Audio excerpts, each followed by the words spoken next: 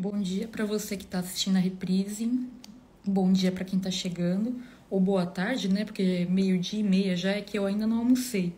Eu tô aqui toda não montada, etc. Tô aqui na pousada e queria compartilhar hoje com vocês os principais aprendizados que eu tive sobre liderança esse ano. Acho que seria uma coisa legal de compartilhar. Eu coloquei alguns tópicos aqui, eu vou digitar aqui no chat para ficar o título, tá? Peraí, gente, fica aí. Aprendizados que tive este ano sobre liderança.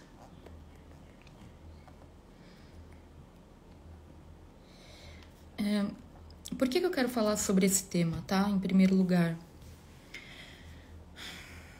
porque eu tive muitos aprendizados. Acho que 2022 foi um ano, assim, bem difícil pra mim. Muita coisa aconteceu. Nossa, gente, tô parecendo o Elvis com esse topete, né? Releve. 2022 foi um ano muito difícil por tudo que aconteceu comigo, tanto no aspecto pessoal quanto no aspecto profissional. E eu aprendi muita coisa. E é isso que eu queria compartilhar com vocês, tá? Então, acho que melhor do que explicar o porquê é começar a falar. Primeiro grande aprendizado de liderança que eu tive este ano. E só pra dizer, né? Pra quem não sabe, meu nome é Thaís e tem um projeto chamado Vida Organizada desde 2006, que nasceu como um blog e depois foi crescendo e se tornando um método de produtividade, por aí vai, mais de planejamento de vida mesmo. E nós temos hoje a Universidade Corporativa de Estudos de Produtividade, a UEP, onde a gente tem trilhas de aprendizagem e linhas de pesquisa relacionadas à produtividade. Por enquanto, a trilha de aprendizagem que a gente tem é o método Vida Organizada, que toma aí 100% dos nossos esforços, mas a ideia é a gente poder ter outras com o tempo.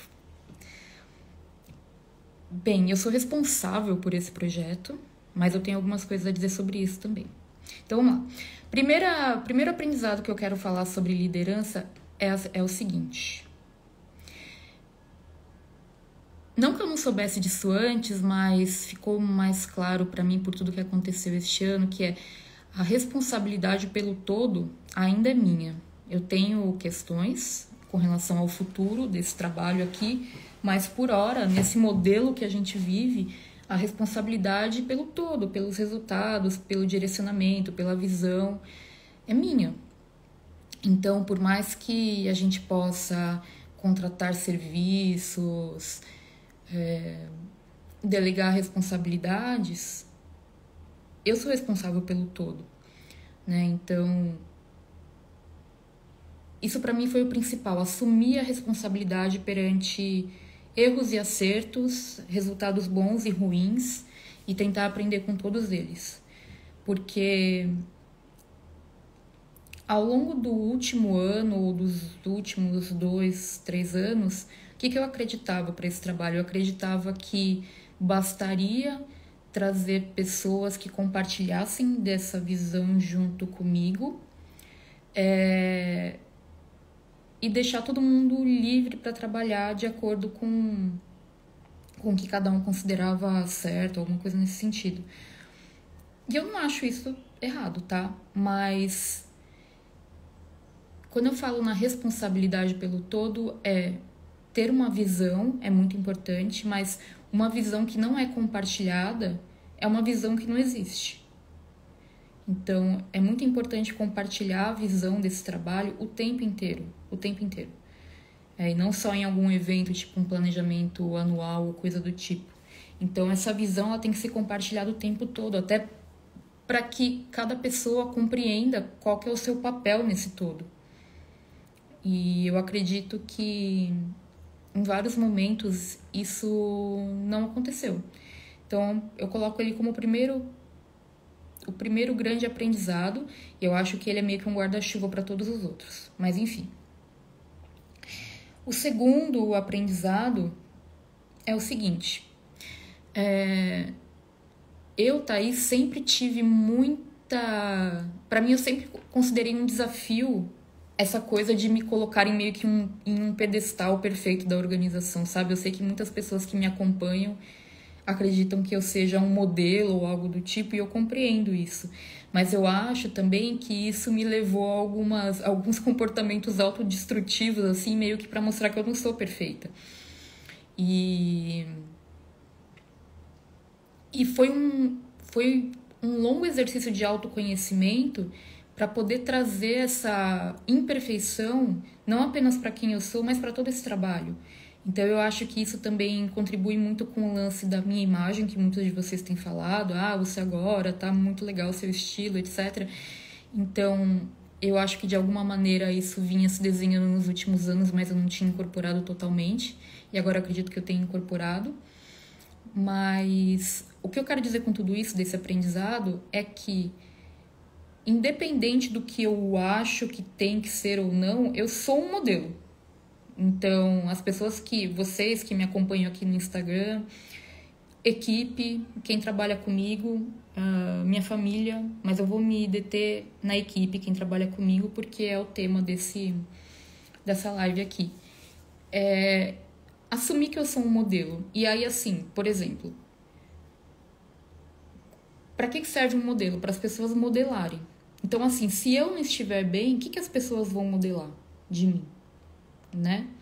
E como que eu posso esperar que as pessoas tenham resultados diferentes daquilo que eu estou modelando? Acho que é um pouco mais profundo do que parece, não sei se estou me fazendo entender, mas a ideia é que ao longo desse ano, eu não, especialmente no primeiro semestre, por várias coisas que aconteceram, teve o lance do sequestro, né? Eu não estava bem. E assim, foi importantíssimo todo o trabalho que eu tive de todo mundo envolvido nesse projeto, sabe? A Simone foi uma pessoa que me ajudou demais, ela tomou a frente de tudo, assim, sabe? Pôde me ajudar pra caramba. A Malu, nem tenho o que falar. A Malu também foi outra pessoa que cresceu muito em todo esse processo. Ela começou trabalhando comigo como assistente de sala quando eu fazia curso presencial de GTD, e hoje ela está caminhando para ser uma coordenadora de projetos, mandando benzaço, assim. Ela é muito boa. Todo mundo que me ajudou. A Jennifer, quando estava trabalhando comigo, que me ajudou com os conteúdos, nesse período que eu não estava muito legal. Todo mundo, a Patrícia, a Andrea, né, que cuidou de toda a parte burocrática e administrativa e de contabilidade quando eu não conseguia nem olhar para isso. Não quero correr o risco de não citar pessoas, tá? Porque muitas pessoas foram importantes nesse processo, mas a Luana, que entrou assim e abraçou o Vida Organizada de uma maneira que muitas vezes melhor do que eu faria. Todo o apoio que eu tive da Lud, depois do Luca, que entrou, depois a Karina, a Dani, que me ajudaram no processo aí no segundo semestre, a Karina acabou ficando com a gente. Então, assim, essas pessoas foram extraordinárias no que elas fizeram, porque eu não estava bem e eu não estava sendo modelo para ninguém, e elas foram extraordinárias, extraordinárias. Mas isso também, esse momento que eu fiquei mais afastada,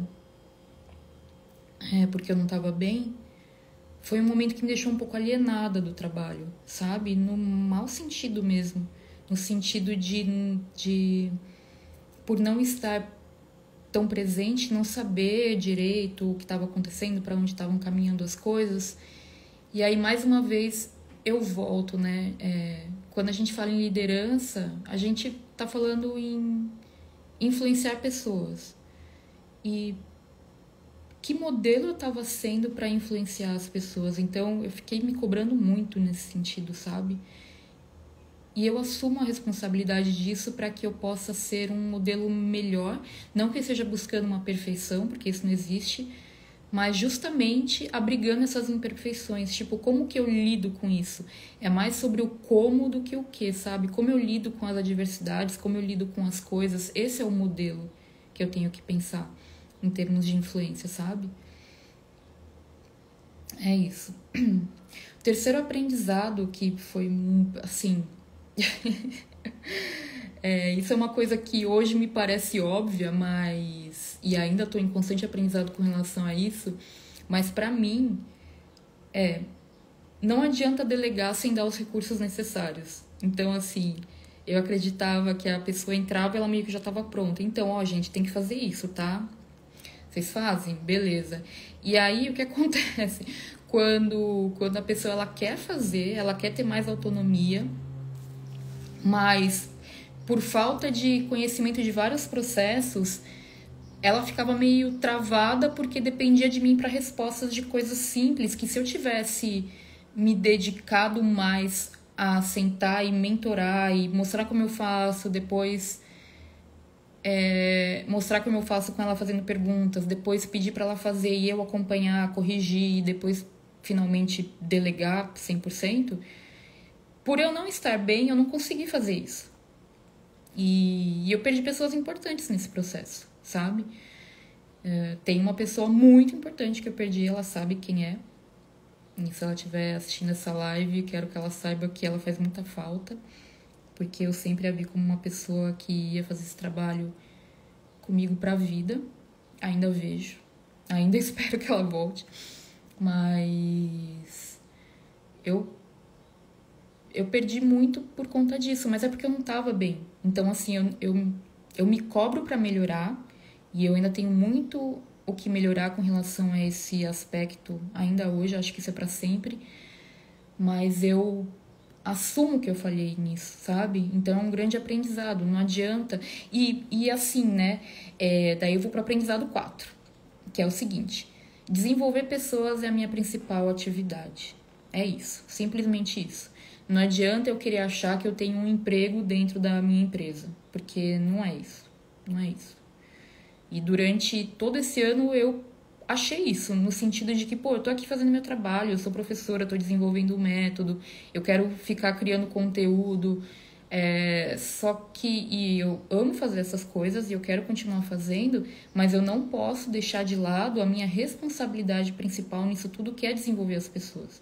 E para desenvolver as pessoas, eu tenho que dedicar tempo e foco para isso. Não adianta eu saber que eu tenho que fazer, mas não dedicar ao desenvolvimento de pessoas o mesmo tempo que eu dedico a criar aulas, estudar e desenhar o método, criar um conteúdo. Então, da mesma maneira que eu dedico tempo para essas atividades, eu tenho que dedicar para o desenvolvimento das pessoas. E justamente por isso, não adianta querer ter, por exemplo, um time grande, sendo que eu não vou conseguir desenvolver essas pessoas. Isso aconteceu em determinado momento.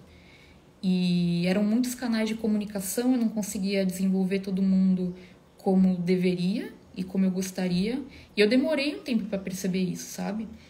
Então, cada pessoa é um universo em si mesma, né?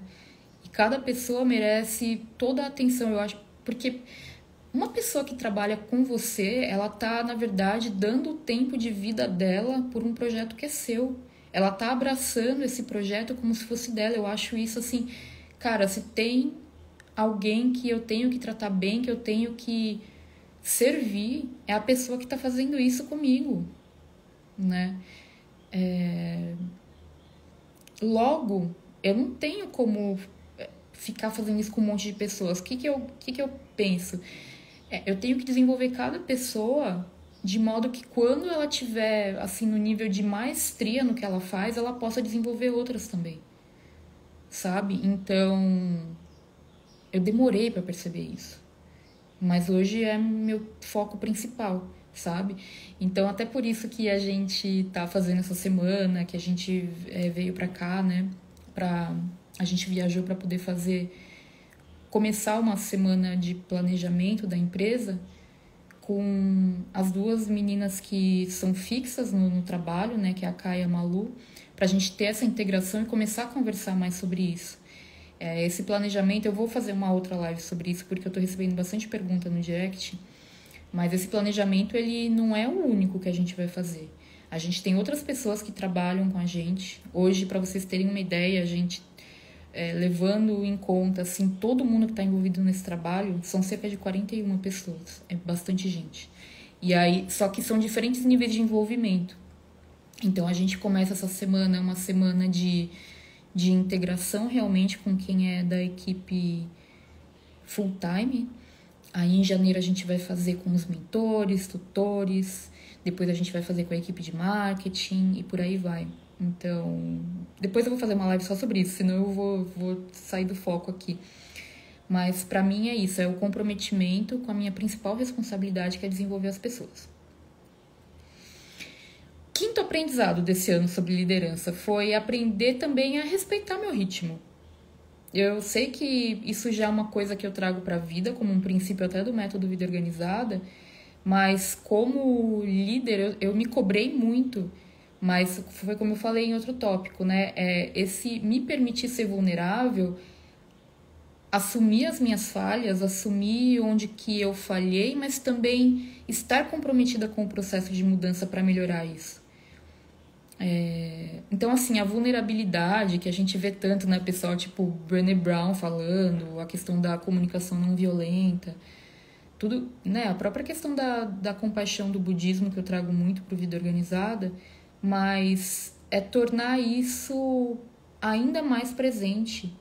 Porque foi como eu falei, tem a tendência, né, as pessoas me veem como um modelo, às vezes colocam um pedestal de perfeição, achando que eu sou perfeita, e eu não sou perfeita.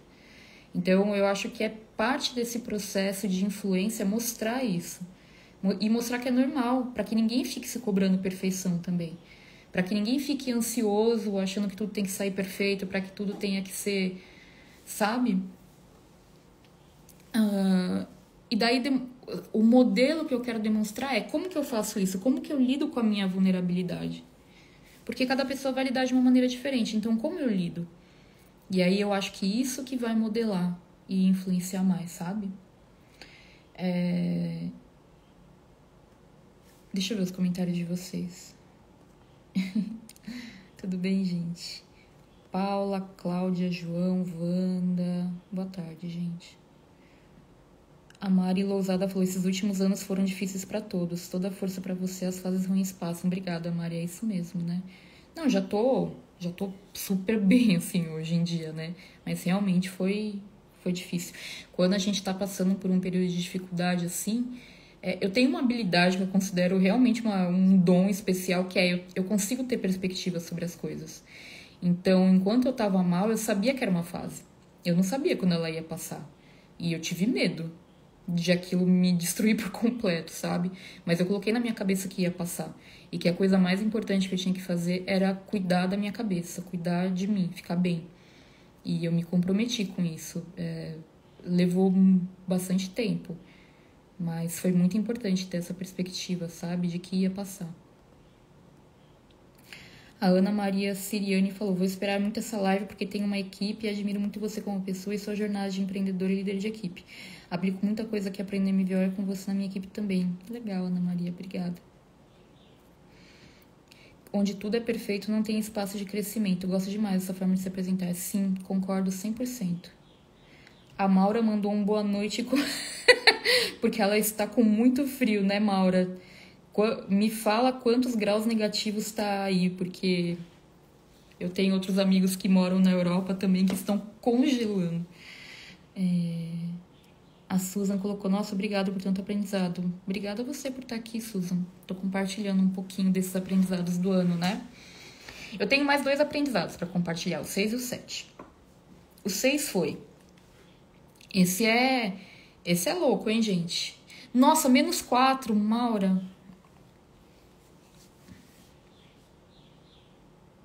Ok. Fique bem. Fique bem. Aprendizado de número 6, gente. Esse aqui vai ser polêmico, né? Para algumas pessoas. Para mim não é nada polêmico. É só uma coisa, eu acho que as pessoas têm visões e princípios e valores e é isso. Se você não tem os mesmos valores, tá tudo bem, né? A gente não precisa concordar em tudo, mas esse ano foi essencial para mim, uma construção de vários anos, mas este ano em específico, compreender melhor o meu papel como ser humano dentro do sistema capitalista. Isso sempre foi uma questão para mim. Eu sempre me senti muito mal pelo modelo de trabalho que é imposto quando você é um microempresário, por exemplo, né? Porque a gente conhece todas as contradições do sistema capitalista e pelo fato dele ser totalizante, significa que a gente precisa seguir as regras dele para a gente conseguir sobreviver a ele. Então, por exemplo, uma empresa, ela precisa acumular lucro para ela ter previsibilidade para os próximos meses para poder pagar os salários, para poder fazer investimentos e tal. E para você poder acumular lucro, isso depende de você paga salário para as pessoas, mas esse salário obviamente não corresponde ao valor gerado pelo trabalho delas. Entendem? Por outro lado, como eu posso dizer? São muitas questões. São muitas questões.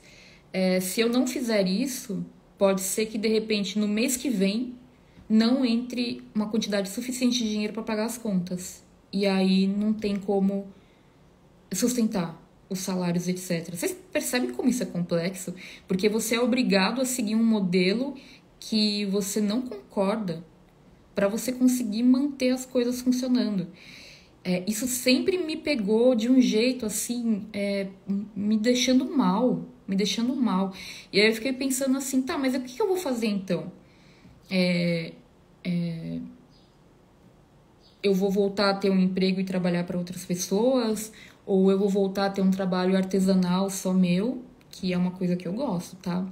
Mas eu também gosto muito de poder estar com outras pessoas nesse trabalho. Por fim, são duas questões que eu aprendi esse ano com relação a isso e que me deixaram mais tranquilas em termos de consciência. A primeira delas é definir o que eu penso. A primeira coisa que eu quero compartilhar com vocês foi que este ano, a gente já meio que dividiu o trabalho e o faturamento da empresa com outra empresa, que muito provavelmente a gente vai ter uma sociedade, que é uma empresa que cuida da parte de marketing, lançamentos, essas coisas, né? Então, a gente dividiu o faturamento em 50%, para vocês terem uma ideia. Isso não é uma questão para mim, porque felizmente eu consigo viver desse trabalho e pagar minhas contas e pagar a escola do meu filho, etc, sabe? E eu achei que seria muito legal trazer pessoas com conhecimento maior para poder agregar. Mas esse é assunto também para outra live, tá? Não vou me estender nisso. É só para mostrar para vocês quais são as minhas ideias. Eu acredito muito e a visão que eu tenho para o Vida Organizada, acho que mais do que o Vida Organizada para a própria universidade corporativa, é em transformar esse trabalho numa cooperativa. Então, eu decidi isso para mim. É o que eu quero fazer, sabe? Porque parece até meio egoísta falar é o que eu quero fazer, como se eu fosse a proprietária desse trabalho. E, infelizmente, dentro do sistema capitalista, é o que se coloca. Sim, eu criei, é o meu nome que está no CNPJ, eu sou a única sócio-proprietária desse negócio, blá, blá, blá, blá, blá. Então, eu posso tomar essa decisão. Mas o que eu vejo para o futuro é transformar a UEP em uma cooperativa. É isso que eu vejo. Claro que eu tenho muitos desafios com relação a isso, envolve decisões que envolvem outras pessoas e tem muita coisa a ser desenvolvida. Eu mesma não sei como fazer isso exatamente, mas eu quero fazer isso. É o que eu quero, é o que eu coloco assim como visão. Eu quero transformar a empresa em uma cooperativa. Foi o que me levou a curtir o lance da holacracia, por exemplo, só que a holacracia é uma coisa muito... É um cosmético, sabe? É tipo o minimalismo, são soluções cosméticas dentro do sistema capitalista que não vão na raiz da questão, e eu acho que a gente tem que ir na raiz da questão, sabe? Então, pra mim, a maneira de viver de uma maneira mais coerente e íntegra dentro do sistema capitalista é transformar a empresa em uma cooperativa. É isso, sabe? Onde as decisões são compartilhadas, a gente vai poder pensar no que é o melhor para a empresa, no que é melhor para todo mundo. Hoje eu tô aqui numa pousada super gostosa e consigo ter coisas legais na minha vida, e eu quero que todo mundo que cria esse trabalho e contribua para esse trabalho tenha isso também. Hoje, dentro do modelo capitalista de empresa, blá blá blá, eu procuro fazer isso com uma remuneração legal, com benefícios legais, mas eu sei que não é o bastante, porque ainda é um modelo de exploração. E isso não tem nenhum julgamento moral, é um processo, uma contradição do capitalismo. Você explora o trabalho de outras pessoas quando você paga um salário para ela executar o trabalho dela, enfim. E aí também vai com relação ao desenvolvimento de pessoas. E aí, quando eu falo em desenvolvimento de pessoas, eu estou me referindo também ao grande trabalho de base que representa esse trabalho, mas eu acredito num trabalho de base feito com humildade. Eu não acho que eu sei mais do que alguém para poder chegar lá e ensinar para a pessoa ou guiar a pessoa o que ela deve fazer. Acredito que todas as pessoas sabem muito bem o que é o melhor para a vida delas e que, tendo uma visão em conjunto, e eu acho que esse lance da cooperativa vai muito em direção a isso, a gente consegue tomar boas decisões em conjunto. E para isso, não é que eu tenha que desenvolver as pessoas, mas trazer pessoas que tenham os mesmos valores e a mesma visão para esse trabalho. Então, nesse momento, eu acho que essa transição vai envolver esse desenvolvimento de pessoas, nesse sentido. Mas com o passar do tempo, e eu falo isso pensando a médio prazo mesmo, a gente vai caminhar para uma coisa que não seja eu que esteja na vanguarda disso, sabe? É uma construção coletiva realmente. Então, assim, aguardem cenas dos próximos capítulos, porque vai ser bem interessante poder lidar com tudo isso, entender como pode ser feito, como que a gente pode viver dessa maneira, né? Dentro do sistema capitalista, enquanto ele não for superado. Bom, em sétimo lugar, gente, o sétimo aprendizado que eu tive sobre liderança esse ano foi muito revelador para mim, e muito profundo também, que é o seguinte: propósito é uma coisa muito importante. Sim, eu vejo com muito propósito esse trabalho, sabe? Eu penso que o grande propósito da nossa universidade corporativa é essa emancipação das pessoas com relação ao trabalho. E quando eu penso sobre isso, é a dialética do processo, né? Porque emancipar as pessoas do próprio trabalho significa que propósito é importante, mas que o trabalho não é tudo. Que as pessoas, elas têm outras atividades, elas têm outras coisas. Elas são completas em si mesmas. Elas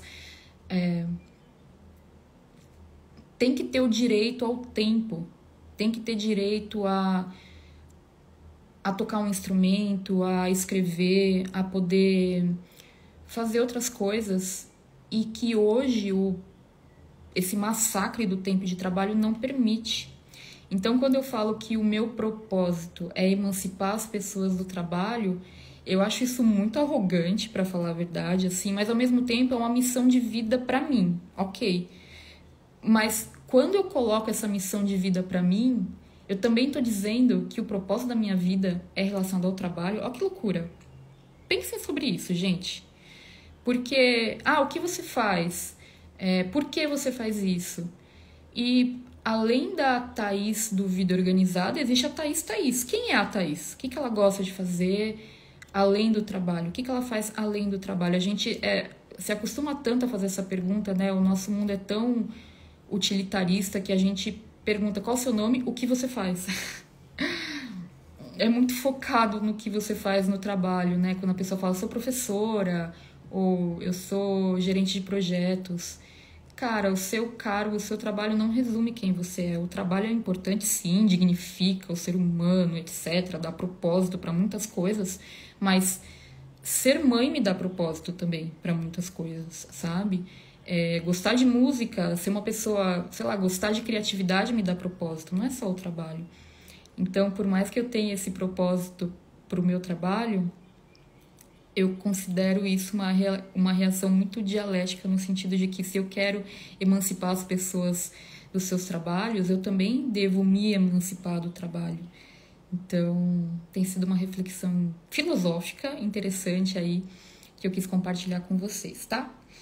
É isso, deixa eu ler os comentários de vocês.